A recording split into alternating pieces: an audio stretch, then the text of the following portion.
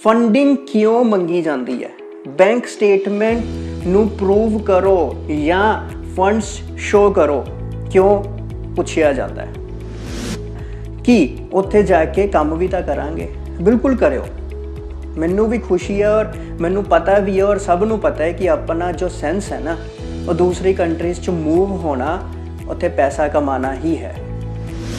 हुण 8000 यूरो तो इलावा 10,500 भी काउंट कर लियो। घूमते फिरते असीं किते वीज़ा लै लीए, किते दूजे देश च जाके सैट हो जाइए। सैटलमेंट वास्ते सब कुछ देखिया तो समझ यही आई कि एक स्टूडेंट वीज़ा इहो जी चीज़ है जिथे आप अपनी एंट्री लैके अपने आप नू जस्टिफाई कर सकांगे। ते जेड़े साइड ते आप पैरलल पार्ट टाइम नौकरियां दिहाड़ियां करते हैं ना, वो दिहाड़ियां तो उठ के जरूर खड़े होवांगे। ठीक है, कहते सी किसी टाइम दे विच यार आयल्स नहीं होनी, इंग्लिश नहीं पढ़ होनी, क्योंकि एनवायरनमेंट दे विच सारे बंदे ही पंजाबी सीगे। आपदी तोतियां वाली इंग्लिश बोल के भी की करदे, 2-4 नैटफ्लिक्स देख के भी की करदे, क्योंकि एट द एंड जो फ्लूएंट इंग्लिश बोली जाती है ना, इन्नी तो इत्थों लंघ जाती सी। वो कहते हैं ना, जे अज किते गुची या ज़ारा दी शर्ट पा ली तो किसी ने फोटो क्लिक करके पाती तो अगले ने कहता लै यार ये तो मौजां करदा है। किसी दे फटे हुए कपड़े या लोअर पैंटा या जो पेंट होया सी सारी बॉडी ते, वो तो किसी ने फोटोआं देखियां नहीं होनियां। जे एक बार इन्वेस्टमेंट करती है 2 साल की, तो वो 2 साल ने 20 साल भी तो बनाने ने। जिहड़ी यूनीवर्सिटी का ऑफर लैटर आया है ना, उस यूनीवर्सिटी के दौरान कोई वैबसाइट भी बनी होंदी है, ਉਹਦੀ कोर्सिस, ਉਹਦੀ चैकलिस्ट, ਉਹਦੀ ट्यूशन फी, सब कुछ ਤੁਹਾਨੂੰ भी दिख सकता है। तो कल ਨੂੰ ਇਹ ना कि मैनू तो किसी ने दसिया ही नहीं। पर जो फीस और पैसे देने हैं ना, वो चाहे आपदी मेहनत दे दे रहे हो या माँ प्यो की मेहनत दे दे रहे हो, उन्होंने खराब ना करो। सत श्री अकाल जी, उम्मीद करदा तुसी सब चढ़दी कला दे विच होवोगे, राजी खुशी होवोगे ते अपने परिवार नाल तंदुरुस्त होवोगे। अज मैं अपनी वीडियो दे दौरान तुहानू कुछ जरूरी गल्लां दे बारे इन्फॉर्म करन जा रहा, जो कि ने जिवें कोई भी बंदा किसी कंट्री वास्ते प्लान करता है, स्टडी वास्ते प्लान करता है, तो उसनू शायद इन्हां चीज़ां दा पता ही नहीं है कि उसने सिर्फ एक दूसरे देश दे विच एडमिशन ही नहीं लैनी, उसने की चीज़ां दा ध्यान देना है। शुरुआत करते हैं जदों अपनी एक इंटेंशन तैयार है कि आपां किहड़े देश वास्ते जाना चाह रहे हैं। एग्जाम्पल जिवें आपां अपने माइंड सैट करके बैठे हैं कि असी जर्मनी जाना है। जर्मनी वास्ते असी सोशल मीडिया, यूट्यूब, कोई नैटवर्किंग साइट्स, गूगल, सब ते चलदियां हुईयां एडवरटाइजमेंट्स नूं देखते हैं। उन्हां एडवरटाइजमेंट्स ते किते सानू पोस्ट दिख जाती है, जर्मनी ओनली इन 2 लाख रुपये दिख जाती है, यूक्रेन ओनली इन 1 लाख रुपये। पर कि सानू ये चीज़ां दे उत्ते यह चीज़ समझ नहीं आ रही कि 2 लाख रुपए दे विच किवें बंदा उत्थे पहुँच सकता है। ये जो एडवरटाइजमेंट्स हुंदियां ने, इस दे नाल तुसी गुमराह होके अपनी एक पोस्ट दे उत्ते क्वेरी तां पा दिंदे हो। उस क्वेरी दे दौरान तुहानू की चीज़ां दा ध्यान रखना है, इस दे उत्ते आपां डिस्कशन करन जा रहे हैं। सब तो पहला, जे तुसी किसी जगह क्वेरी कीती है तो मैं एक रिक्वेस्ट करांगा, उस क्वेरी दे नाल नाल अपनी रिसर्च भी जरूर करो।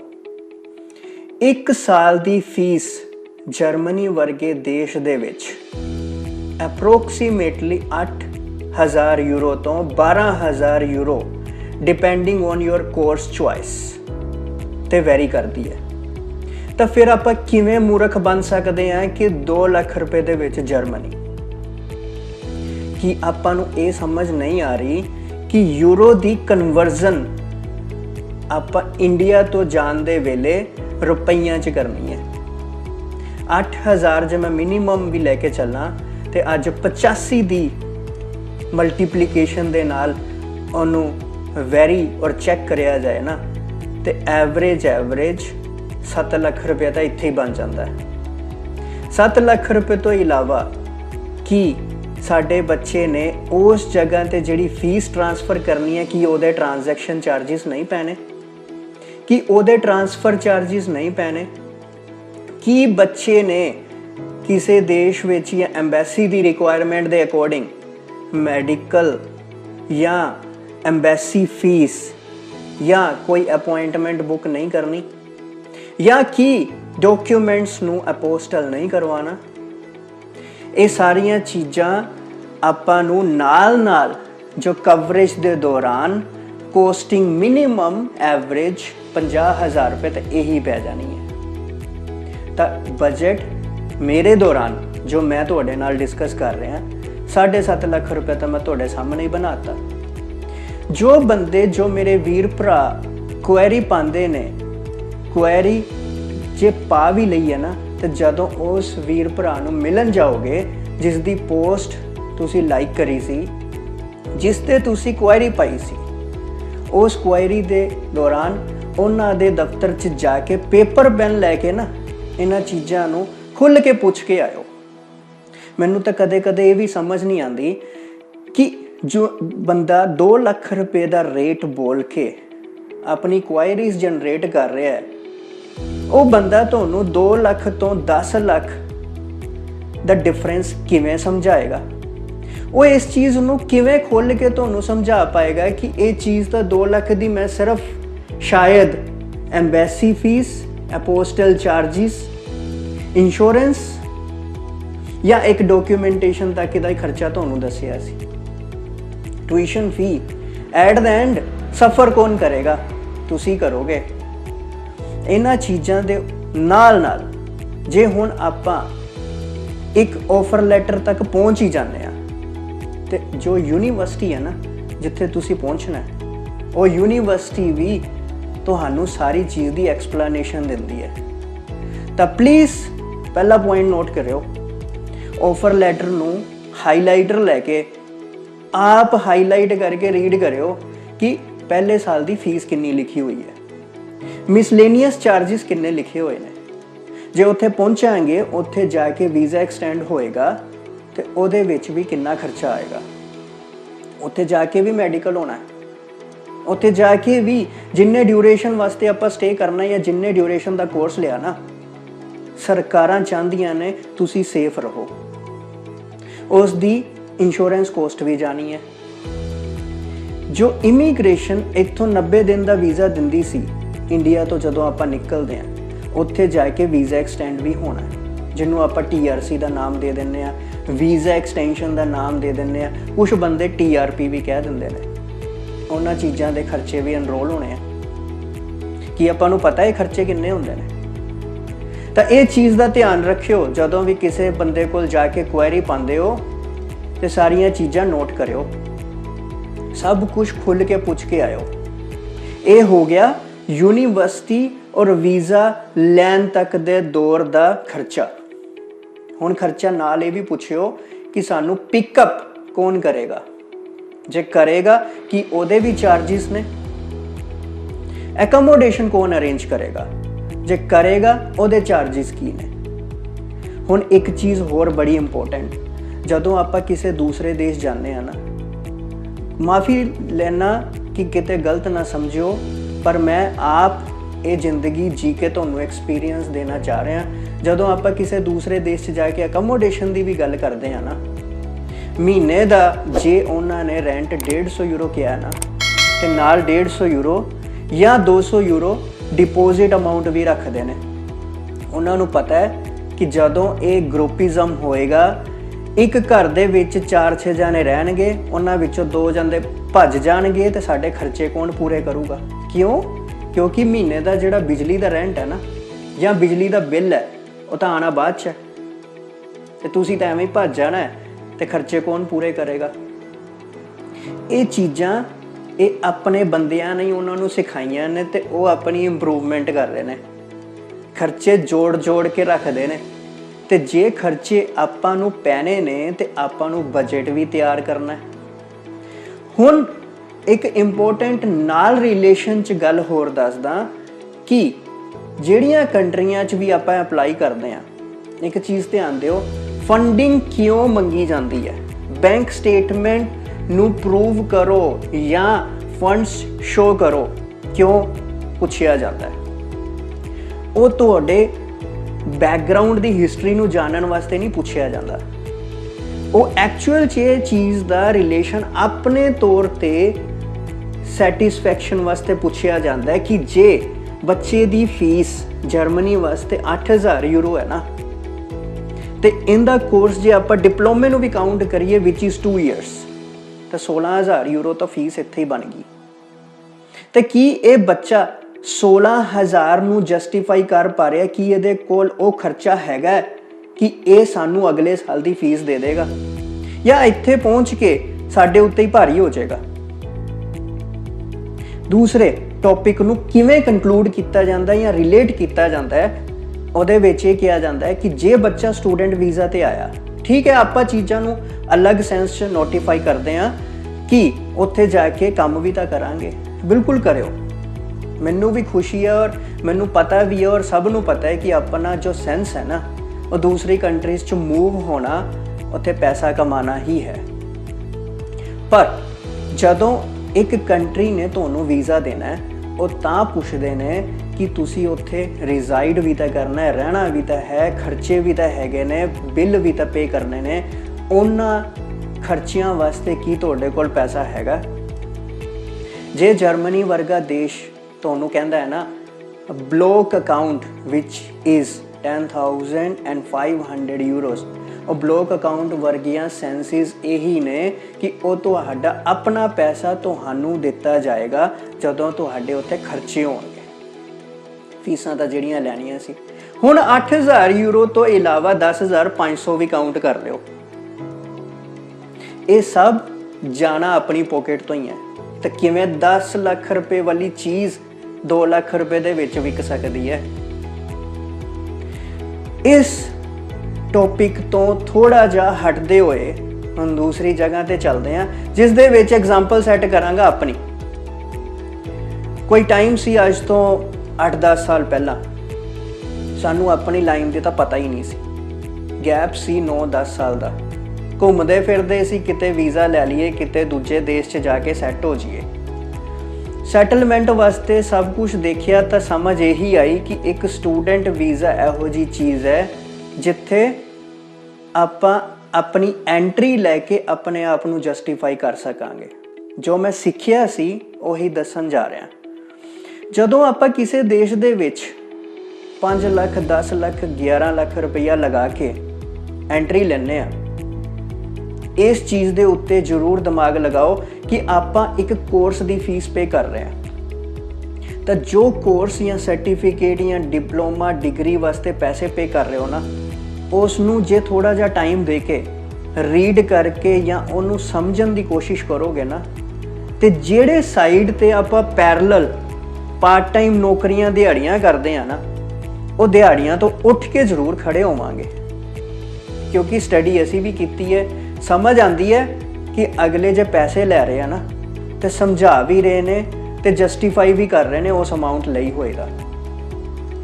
ਜੇ ਆਪਾਂ ਵਾਈਟ ਕੋਲਰ ਬਣਨਾ ਹੈ ਜਾਂ ਕੋਟ ਪੈਂਟ ਵਾਲੀ ਨੌਕਰੀ ਕਰਨੀ ਹੈ, ਤਾਂ ਇਹਨਾਂ ਚੀਜ਼ਾਂ ਨੂੰ ਰਿਲੇਸ਼ਨ ਦੇ ਵਿੱਚ ਸਮਝ ਕੇ ਹੀ ਕੋਈ ਵਾਈਟ ਕੋਲਰ ਬਣ ਪਾਵਾਂਗੇ। ਕਿਉਂਕਿ ਐਨਵਾਇਰਨਮੈਂਟ ਬਹੁਤ ਚੀਜ਼ਾਂ ਸਿਖਾਉਂਦਾ ਹੈ। ਠੀਕ ਹੈ, ਕਹਿੰਦੇ ਸੀ ਕਿਸੇ ਟਾਈਮ ਦੇ ਵਿੱਚ ਯਾਰ ਆਇਲਸ ਨਹੀਂ ਹੋਣੀ, ਇੰਗਲਿਸ਼ ਨਹੀਂ ਪੜ੍ਹ ਹੋਣੀ, ਕਿਉਂਕਿ ਐਨਵਾਇਰਨਮੈਂਟ ਦੇ ਵਿੱਚ ਸਾਰੇ ਬੰਦੇ ਹੀ ਪੰਜਾਬੀ ਸੀਗੇ। ਆਪਦੀ ਤੋਤਿਆਂ ਵਾਲੀ ਇੰਗਲਿਸ਼ ਬੋਲ ਕੇ ਵੀ ਕੀ ਕਰਦੇ, 2-4 ਨੈਟਫਲਿਕਸ ਦੇਖ ਕੇ ਵੀ ਕੀ ਕਰਦੇ। ਕਿਉਂਕਿ ਐਟ ਦਾ ਐਂਡ ਉਹ ਜਦੋਂ ਫਲੂਐਂਟ ਇੰਗਲਿਸ਼ ਬੋਲੀ ਜਾਂਦੀ ਹੈ ਨਾ, ਇੰਨੀ ਤਾਂ ਇੱਥੋਂ ਲੰਘ ਜਾਂਦੀ ਸੀ। ਤੇ ਜਦੋਂ ਐਨਵਾਇਰਨਮੈਂਟ ਦੇ ਵਿੱਚ ਆ ਗਏ, ਸਭ ਇੰਗਲਿਸ਼ ਹੀ ਬੋਲਦੇ ਸੀ, ਪੰਜਾਬੀ ਵਾਲਾ ਤਾਂ ਵਰਕਾ ਸਿਰਫ ਆਪਸ ਦੇ ਦਾਇਰੇ 'ਚ ਹੀ ਚੱਲਦਾ ਸੀ ਜਿਹੜਾ ਪੰਜਾਬੀ ਮਿਲਦਾ ਸੀ। ਇੰਗਲਿਸ਼ ਬੋਲਣ ਲਾਇਕ ਹੋ ਗਏ, ਤੇ ਜੇ ਹੋ ਗਏ ਉਹ ਹੋਏ ਐਨਵਾਇਰਨਮੈਂਟ ਦੇ ਦੌਰਾਨ ਹੀ। ਤੇ ਐਨਵਾਇਰਨਮੈਂਟ ਸਟੱਡੀ ਵਾਲਾ ਵੀ ਮਿਲਦਾ, ਤੇ ਆਪਾਂ ਕਿਉਂ ਨਹੀਂ ਜਾਂਦੇ? ਕਿਤੇ ਨਾ ਕਿਤੇ ਨਾ ਸਭ ਵੀਰਾਂ ਭਰਾਵਾਂ ਨੂੰ ਇਹ ਲੱਗਦਾ ਹੈ ਕੈਨੇਡਾ ਜਾ ਕੇ PR ਹੋ ਜੂਗੀ। ਕਦੇ ਉਸ ਵੀਰ ਭਰਾ ਨੂੰ ਪੁੱਛ ਕੇ ਦੇਖਿਓ ਜਿਹੜੇ ਬੰਦੇ ਨੇ 4 ਸਾਲ ਬਾਅਦ ਇੰਨਾ ਕੁਛ ਸਟਰਗਲ ਕਰਕੇ ਪੀਆਰ ਤੱਕ ਪਹੁੰਚਿਆ ਕਿਵੇਂ ਸੀ? ਕਦੇ ਇਹ ਚੀਜ਼ ਪੁੱਛੀ ਹੈ? ਜੇ ਉੱਥੋਂ ਅਗਲਾ ਸਟੱਡੀ ਵੀਜ਼ਾ ਤੇ ਆਇਆ ਸੀ, ਜਿਹੜਾ ਪੈਸਾ ਲਾਇਆ ਸੀ ਪੈਸੇ ਤੋਂ ਇਲਾਵਾ ਜਿਹੜੀਆਂ ਕੰਟਰੀਆਂ 'ਚ ਜਾ ਕੇ ਸਟਰਗਲਿੰਗ ਪੀਰੀਅਡ ਹੈ ਨਾ, ਉਸ ਨੂੰ ਤਾਂ ਕੋਈ ਸਮਝਣਾ ਹੀ ਨਹੀਂ ਚਾਹੁੰਦਾ। ਉਹ ਕਹਿੰਦੇ ਆ ਨਾ, ਜੇ ਅੱਜ ਕਿਤੇ ਗੁੱਚੀ ਜਾਂ ਜ਼ਾਰਾ ਦੀ ਸ਼ਰਟ ਪਾ ਲਈ ਤੇ ਕਿਸੇ ਨੇ ਫੋਟੋ ਕਲਿੱਕ ਕਰਕੇ ਪਾਤੀ ਤੇ ਅਗਲੇ ਨੇ ਕਹਿ ਦਿੱਤਾ ਲੈ ਯਾਰ ਇਹ ਤਾਂ ਮੋਜਾਂ ਕਰਦਾ। ਕਿਸੇ ਦੇ ਫਟੇ ਹੋਏ ਕੱਪੜੇ ਜਾਂ ਲੋਅਰ ਪੈਂਟਾਂ ਜਾਂ ਜਦੋਂ ਪੇਂਟ ਹੋਇਆ ਸੀ ਸਾਰੀ ਬੋਡੀ ਤੇ, ਉਹ ਤਾਂ ਕਿਸੇ ਨੇ ਫੋਟੋਆਂ ਦੇਖੀਆਂ ਨਹੀਂ ਹੋਣੀਆਂ। ਹਾਈਲਾਈਟ ਨੂੰ ਆਪਾਂ ਇੰਪ੍ਰੈਸ਼ਨ ਦੇ ਤੌਰ ਤੇ ਫੋਲੋ ਜ਼ਰੂਰ ਕਰ ਲੈਂਦੇ ਹਾਂ। ਇਹੀ ਸਾਡਾ ਯੂਥ ਹੈ। ਪਰ ਯੂਥ ਨੂੰ ਕਹਿਣਾ ਸਮਝਣਾ ਇਹ ਜ਼ਰੂਰੀ ਹੈ ਕਿ ਉਸ ਦੇ ਪਿੱਛੇ ਜਿਹੜਾ ਸਟਰਗਲ ਹੈ ਨਾ, ਉਸ ਨੂੰ ਕੋਈ ਨਹੀਂ ਦੇਖ ਰਿਹਾ। ਜੇ 6.5 ਬੈਂਡ ਦੇ ਹਿਸਾਬ ਨਾਲ ਕੋਈ ਯੂਨੀਵਰਸਿਟੀ ਐਡਮਿਸ਼ਨ ਦਿੰਦੀ ਹੈ, ਉਹ ਆਪਦੇ ਤਰੀਕੇ ਨਾਲ ਆਪਦੀ ਪਰਸੈਂਟੇਜ ਔਰ ਆਪਦੀ ਅਸੈਸਮੈਂਟ ਦੇ ਤਰੀਕੇ ਨਾਲ ਦੇ ਰਹੀ ਹੈ। ਪਰ ਜਿਹੜੀ ਸਰਕਾਰ ਨੇ ਆਪਣੇ ਮੂਵਮੈਂਟਸ ਨੂੰ ਕੈਪਚਰ ਕਰਨਾ ਹੈ ਜਾਂ ਉਸ ਨੇ ਤੁਹਾਡੀ ਪ੍ਰੋਫਾਈਲ ਨੂੰ ਅਸੈਸ ਕਰਕੇ ਤੁਹਾਨੂੰ ਪੀਆਰ ਦੇਣੀ ਹੈ, ਉਹਦੀਆਂ ਕਹਾਣੀਆਂ ਨੇ ਕਿ ਜਿਹੜੀ ਸਟੱਡੀ ਲਈ ਸੀ ਉਹ ਸਟੱਡੀ ਪੂਰੀ ਕੀਤੀ ਹੈ ਬੰਦੇ ਨੇ। ਜਿਹੜੇ ਬੰਦੇ ਨੇ ਨਹੀਂ ਕੀਤੀ ਜਾਂ ਜਾਂਦੇ ਹੀ ਆਪਦਾ ਸਿਰਫ 버ਗਰ ਕਿੰਗ ਔਰ ਮੈਕਡੀ ਵਾਲੀਆਂ ਨੌਕਰੀਆਂ ਕਰਦਾ ਫਿਰਦਾ ਹੈ, ਉਹ ਬੰਦਾ ਚੱਕ ਕੇ ਕਾਲਜ ਵੀ ਸਸਪੈਂਡ ਕਰ ਰਿਹਾ, ਕਿਉਂਕਿ ਉਹਨੂੰ ਵੀ ਜਵਾਬ ਦੇਣਾ। ਆਪਾਂ ਕਹਿ ਦਿੰਦੇ ਆ ਕਾਲਜ ਚੰਗਾ ਨਹੀਂ ਸੀ, ਕਾਲਜ ਨੇ ਤਾਂ ਆਪਦੀਆਂ ਡਿਊਟੀਆਂ ਕਰਕੇ ਤੁਹਾਨੂੰ ਅਸੈਸਮੈਂਟ ਦੇ ਤੌਰ ਤੇ ਐਡਮਿਸ਼ਨ ਦਿੱਤੀ ਸੀ। ਜੇ ਆਪਾਂ ਰੈਗੂਲਰ ਕਲਾਸਾਂ ਲਾਉਂਦੇ ਤੇ ਕਲਾਸਾਂ ਲਾਉਂਦੇ ਆਪਾਂ ਵੀ ਕੁਝ ਸਮਝ ਕੇ ਕੁਝ ਬਣਦੇ ਤੇ ਬਣ ਕੇ ਉਸੇ ਫੀਲਡ ਦੇ ਵਿੱਚ ਨੌਕਰੀ ਕਰਾਂਗੇ ਤੇ ਪੈਸੇ ਵੀ ਆਪਾਂ ਹੀ ਖਾਣੇ ਨੇ। ਜੇ ਇੱਕ ਵਾਰੀ ਇਨਵੈਸਟਮੈਂਟ ਕਰਤੀ ਹੈ 2 ਸਾਲ ਦੀ ਤੇ ਉਹ 2 ਸਾਲ ਨੇ 20 ਸਾਲ ਵੀ ਤਾਂ ਬਣਾਣੇ ਨੇ। ਆਪਾਂ ਨੂੰ ਪੜ੍ਹਾਈਆਂ ਲੱਗਦੀਆਂ ਔਖੀਆਂ, ਜਦੋਂ ਸਾਡੇ ਕੋਲ ਵੀ ਕੁਐਰੀਜ਼ ਆਉਂਦੇ ਪੜ੍ਹ ਨਹੀਂ ਹੋਣਾ, ਸਮਝਦੇ ਆ 12ਵੀਂ ਪਾਸ ਕਿਵੇਂ ਜਾ ਕੇ ਕਿਸੇ ਚੀਜ਼ ਨੂੰ ਇਸ ਫਲੋ 'ਚ ਲੈ ਜਾਏਗਾ ਕਿ ਜਿੱਥੇ ਉਹ ਆਪਦਾ ਬਿਜ਼ਨਸ ਵੀ ਚਲਾ ਜਾਏਗਾ। ਹੈਗੇ ਨੇ ਬਹੁਤ ਸਾਰੇ ਐਗਜ਼ਾਮਪਲ ਹੈਗੇ ਨੇ, ਪਰ ਉਹ ਐਗਜ਼ਾਮਪਲ ਪਤਾ ਕੌਣ ਨੇ? ਜਿਹੜੇ ਕਹਿੰਦੇ ਹੁੰਦੇ ਸੀ ਇਸ ਘਰ 'ਚ ਗਰੀਬੀ ਸੀ। ਜਿਹੜੇ ਬੰਦਿਆਂ ਕੋਲ ਪਹਿਲਾਂ ਹੀ ਪੈਸੇ ਪਏ ਨੇ ਨਾ, ਉਹਨਾਂ ਦੇ ਬੱਚੇ ਵੀ ਅੱਗੋਂ ਇਹੀ ਦਿਮਾਗ ਲਾਉਂਦੇ ਚਲੋ ਕੋਈ ਨਹੀਂ ਮੰਮੀ ਪਾਪਾ ਪਿੱਛੋਂ ਦੇ ਦੇਣਗੇ, ਕੁਛ ਨਾ ਕੁਛ ਤਾਂ ਕਰਾਂਗੇ। ਪਰ ਕਰਨ ਤੋਂ ਪਹਿਲਾਂ ਜਦੋਂ ਆਪਾਂ ਇਨੀਸ਼ੀਅਲ ਹੋਣ ਸਟੈਪ ਤੇ ਚੱਲਦੇ ਹਾਂ, ਜਦੋਂ ਆਪਾਂ ਕਾਊਂਟਿੰਗ ਕਰਦੇ ਹਾਂ, ਆਪਾਂ ਇੱਕ ਦੇਸ਼ ਇੱਕ ਕਾਲਜ ਦੇ ਵਿੱਚ ਐਡਮਿਸ਼ਨ ਲੈਣ ਜਾ ਰਹੇ ਹਾਂ। ਸਟੈਪ 1 ਆਫਰ ਲੈਟਰ ਆਊਗਾ। ਆਫਰ ਲੈਟਰ ਨੂੰ ਬਹੁਤ ਧਿਆਨ ਨਾਲ ਪੜ੍ਹਿਓ। ਪੜ੍ਹ ਕੇ ਸਟੈਪ 2 ਉਸ ਦੇ ਨਾਲ ਫੰਡਿੰਗ ਤੁਹਾਡੀ ਸ਼ੋ ਕਰਨੀ ਹੈ। ਫੰਡਿੰਗ ਦਾ ਮੈਂ ਤੁਹਾਨੂੰ ਰੀਜ਼ਨ ਦੱਸਦਾ ਕਿਉਂ ਪੁੱਛੀ ਜਾਂਦੀ ਹੈ। ਸਟੈਪ ਨੰਬਰ 3 ਆਪਾਂ ਉੱਥੇ ਪਹੁੰਚਦੇ ਹਾਂ। ਪ੍ਰੀ ਅਰਾਈਵਲ ਜੋ ਅਰੇਂਜਮੈਂਟਸ ਨੇ ਉਹਦੇ ਬਾਰੇ ਆਪਣੇ ਏਜੰਟ ਜਾਂ ਕੰਸਲਟੈਂਟ ਤੋਂ ਸਾਰੀ ਚੀਜ਼ਾਂ ਦੀ ਸਲਾਹ ਪਹਿਲਾਂ ਹੀ ਲੈ ਕੇ ਚੱਲੋ। ਕਿੰਨਾ ਖਰਚਾ, ਜੇ ਰੋਟੀ ਖਾਣੀ ਹੈ ਮਹੀਨੇ ਦਾ ਕਿੰਨਾ ਐਸਟੀਮੇਟ, ਸਿਲੰਡਰ ਬੁੱਕ ਹੋਏਗਾ ਕਿੰਨਾ ਐਸਟੀਮੇਟ। ਜਦੋਂ ਉੱਥੇ ਜਾ ਕੇ ਕਿਸੇ ਜਗ੍ਹਾ ਇੰਟਰਵਿਊ ਦੇਣੀ ਹੈ ਤਾਂ ਬੰਦਾ ਕਈ ਵਾਰੀ ਕਹਿੰਦਾ ਮੈਨੂੰ ਕਿਹੜਾ ਕਿਸੇ ਨੇ ਦੱਸਿਆ ਸੀ ਵੀ ਇੱਥੇ ਵਾਈਟ ਸ਼ਰਟ ਤੇ ਬਲੈਕ ਪੈਂਟ ਲੈ ਕੇ ਆਣੀ ਸੀ, ਮੈਂ ਤਾਂ ਇੰਟਰਵਿਊ ਵਾਸਤੇ ਜਾਊਂਗਾ। ਇਹਨਾਂ ਚੀਜ਼ਾਂ ਦੀਆਂ ਲਿਸਟਾਂ ਵੀ ਲੈ ਕੇ ਚੱਲੋ। ਪੁੱਛੋ ਉਹਨੂੰ ਕਿ ਲੈਪਟਾਪ ਦੀ ਜ਼ਰੂਰਤ ਹੈ ਜਾਂ ਆਈਪੈਡ ਦੀ ਜ਼ਰੂਰਤ ਹੈ ਜਾਂ ਇੱਕ ਟੈਬਲੇਟ ਦੀ ਜ਼ਰੂਰਤ ਹੈ, ਕੀ ਨੀਡ ਹੈ। ਐਟਲੀਸਟ ਉਹਦਾ ਬਜਟ ਵੀ, ਜਦੋਂ ਅਸੀਂ ਕਿਸੇ ਨਾਲ ਕੰਮ ਕਰਦੇ ਹਾਂ ਨਾ, ਹਰ ਚੀਜ਼ ਨੂੰ ਸਮਝਾਉਂਦੇ ਹਾਂ। ਤੇ ਜੇ ਚੀਜ਼ 3 ਲੱਖ ਰੁਪਏ ਦੀ ਹੈ ਨਾ, ਅਗਲਾ ਕਹਿੰਦਾ ਸਰ ਤੁਸੀਂ ਤਾਂ 4 ਲੱਖ ਦੀ ਦੱਸਤੀ। 4 ਲੱਖ ਦਾ ਅਗਲੇ ਨੂੰ ਪਹਿਲੇ ਦਿਨ ਤੋਂ ਐਸਟੀਮੇਟ ਦੇ ਕੇ ਚੱਲੋਗੇ ਨਾ, ਤਾਂ ਅਗਲੇ ਦਾ ਮਾਈਂਡ ਸੈੱਟ ਰਹੇਗਾ। ਜੇ ਚੀਜ਼ 2 ਲੱਖ ਦੀ ਦੱਸ ਕੇ ਕਰਤੀ 15 ਲੱਖ ਰੁਪਏ ਦੀ, ਤੇ ਨਾ ਤਾਂ ਉਹਦੀ ਪੂਰੀ ਪੈਣੀ ਹੈ ਨਾ ਸਾਡੀ ਪੂਰੀ ਪੈਣੀ ਹੈ। ਤੇ ਐਵੇਂ ਕੋਈ ਗੁੰਮਰਾਹ ਕਰਨ ਦਾ ਤਾਂ ਮਤਲਬ ਹੀ ਨਹੀਂ ਬਣਦਾ। ਚੀਜ਼ਾਂ ਕਨਕਲੂਜਨ ਦੇ ਤੌਰ ਤੇ ਕਹਿਣਾ ਚਾਹਨਾ ਕਿ ਬਹੁਤ ਸਾਰੀਆਂ ਰਿਲੇਸ਼ਨ 'ਚ ਨੇ ਜਿਸ ਦਾ ਬਜਟ ਤੁਹਾਨੂੰ ਐਸਟੀਮੇਟਿਡ ਆਪ ਚੈੱਕ ਕਰਨਾ ਪਏਗਾ। ਉਹ ਗੂਗਲ ਬਾਬਾ ਤਾਂ ਸਭ ਦੇ ਨੇ, ਸਭ ਨੂੰ ਦਿਖਾਉਂਦੇ ਨੇ ਤੇ ਸਭ ਨੂੰ ਕੁਐਰੀਆਂ ਦੇ ਆਨਸਰ ਵੀ ਦਿੰਦੇ ਨੇ, ਆਪਣੇ ਵੀ ਉਹੀ ਨੇ। ਤੇ ਇੱਕ ਵਾਰੀ ਜੇ ਉਹਨਾਂ ਨੂੰ ਵੀ ਪੁੱਛ ਲਾਂਗੇ ਤਾਂ ਸਭ ਕੁਝ ਸਾਹਮਣੇ ਰੱਖ ਦੇਣਗੇ। ਜਿਹੜੀ ਯੂਨੀਵਰਸਿਟੀ ਦਾ ਆਫਰ ਲੈਟਰ ਆਇਆ ਹੈ ਨਾ, ਉਸ ਯੂਨੀਵਰਸਿਟੀ ਦੇ ਦੌਰਾਨ ਕੋਈ ਵੈਬਸਾਈਟ ਵੀ ਬਣੀ ਹੁੰਦੀ ਹੈ। ਉਹਦੀ ਕੋਰਸਿਸ, ਉਹਦੀ ਚੈੱਕਲਿਸਟ, ਉਹਦੀ ਟਿਊਸ਼ਨ ਫੀ, ਸਭ ਕੁਝ ਤੁਹਾਨੂੰ ਵੀ ਦੇਖ ਸਕਦਾ ਹੈ। ਤਾਂ ਕੱਲ ਨੂੰ ਇਹ ਨਾ ਕਿ ਉਹ ਮੈਨੂੰ ਤਾਂ ਕਿਸੇ ਨੇ ਦੱਸਿਆ ਹੀ ਨਹੀਂ। ਜੇ ਆਪਾਂ ਪੜ੍ਹਨ ਵਾਸਤੇ ਜਾ ਰਹੇ ਹਾਂ ਨਾ, ਤੇ ਪਹਿਲਾਂ ਆਪਣੇ ਆਪ ਨੂੰ ਵੀ ਪੜ੍ਹੀਏ ਤੇ ਆਪਣੀਆਂ ਜੋ ਅਸੈਸਮੈਂਟ ਕਿਸੇ ਨੇ ਕਰਕੇ ਦਿੱਤੀ ਹੈ ਉਹਨੂੰ ਵੀ ਪੜ੍ਹੀਏ, ਤਾਂ ਕਿ ਕਿਸੇ ਨੂੰ ਕੱਲ ਨੂੰ ਕੁਐਸਚਨ ਮਾਰਕ ਕਰਾਂਗੇ ਹੀ ਨਹੀਂ, ਕੋਈ ਪ੍ਰੋਬਲਮ ਨਹੀਂ ਆਊਗੀ। ਸਭ ਕੁਝ ਆਪ ਸਮਝ ਕੇ ਚੱਲ ਰਹੇ ਹਾਂ। ਹਾਂ ਠੀਕ ਹੈ, ਮੈਂ ਸਮਝਦਾ ਵੀਜ਼ਾ ਵਾਸਤੇ ਤੁਹਾਨੂੰ ਕੰਸਲਟੈਂਟ ਦੀ ਜ਼ਰੂਰਤ ਜ਼ਰੂਰ ਹੈ, ਤੇ ਉਸ ਜ਼ਿੰਮੇਵਾਰੀ ਨੂੰ ਦੂਜੇ ਤੇ ਪਾ ਸਕਦੇ ਹੋ, ਪਰ ਜੋ ਫੀਸ ਔਰ ਪੈਸੇ ਦੇਣੇ ਆ ਨਾ, ਉਹ ਚਾਹੇ ਆਪਦੀ ਮਿਹਨਤ ਤੇ ਦੇ ਰਹੇ ਹੋ ਜਾਂ ਮਾਪਿਓ ਦੀ ਮਿਹਨਤ ਦੇ ਦੇ ਰਹੇ ਹੋ, ਉਹਨੂੰ ਖਰਾਬ ਨਾ ਕਰੋ।